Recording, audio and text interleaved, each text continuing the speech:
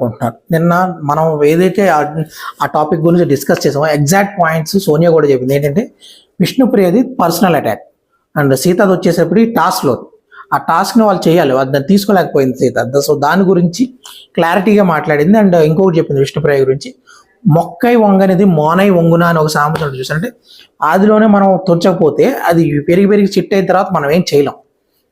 కొన్ని అంటే పిచ్చి మొక్కల గురించి.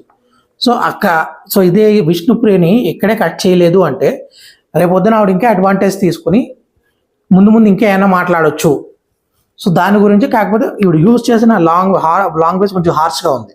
దాన్ని విష్ణుప్రియకి అడ్వాంటేజ్ అవుతుందా లేదా అంటే 200% చెప్పాను. నేను మళ్ళీ మళ్ళీ చెప్తున్నా, దొంగని దొంగ అంటే బిగ్ బాస్లో సింపతి క్రియేట్ అవుతుంది, అది తప్పు కాదు.